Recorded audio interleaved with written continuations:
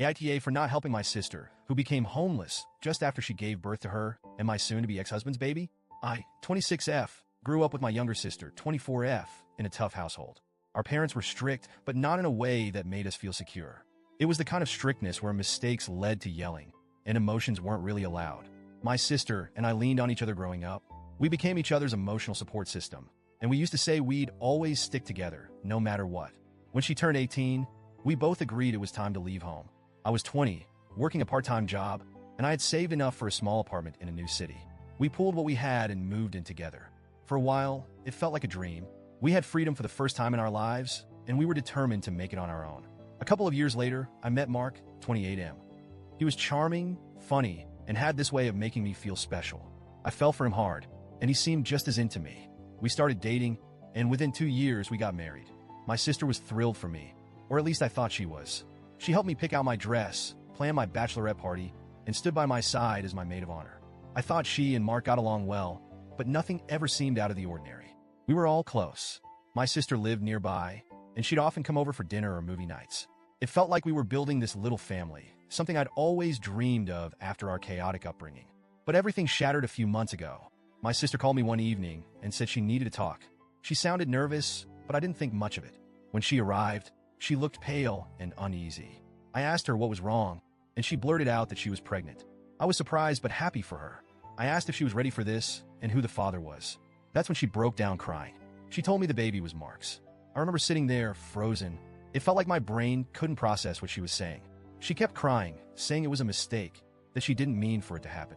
But all I could hear was the fact that my husband and my sister, the two people I trusted most, had betrayed me in the worst way possible. Mark came home while she was still there. I confronted him, and he didn't even try to deny it. He said it had been going on for months, and that he didn't want it to happen this way. As if there was any right way for this to happen. I kicked him out that night and told my sister to leave too. I wanted nothing to do with either of them. For the next few weeks, I was in a daze.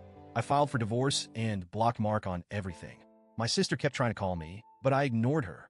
She sent me long, apologetic messages, but I couldn't even read them. The betrayal was too much. Fast forward to a few weeks ago. My parents called me out of the blue, which was unusual. They told me my sister had just given birth, but Mark had kicked her out of his house. She called them from the hospital, saying she had nowhere to go. Mark was planning to fight for custody of the baby and didn't want her back. She was desperate and asking for my help. I told my parents no. They were shocked. They said I was being heartless, that she was my sister, and she had a newborn who needed stability. I told them I didn't care. She made her choices, and now she had to deal with the consequences. They kept trying to guilt me, saying the baby was innocent in all of this. But I couldn't bring myself to feel anything other than anger. My sister ended up going to a shelter for single mothers.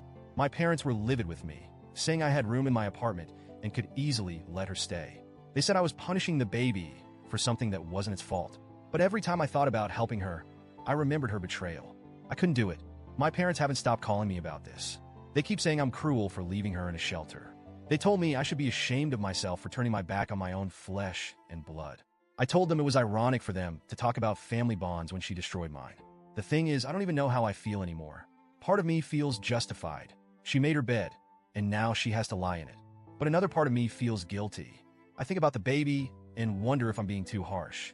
But then I remember her sneaking around behind my back, lying to me, smiling in my face while sleeping with my husband. It's a never-ending cycle of anger and guilt. My parents keep pushing the idea of forgiveness. But how do you forgive something like this? How do you move past such a deep betrayal? I'll try to focus on rebuilding my life. I'm in therapy, trying to process everything, but it's hard when my family keeps bringing it up. They act like I'm the villain for refusing to help, but they don't understand how much this broke me. AITA for refusing to help my sister and her baby? Or am I right to stand my ground and cut her out of my life completely?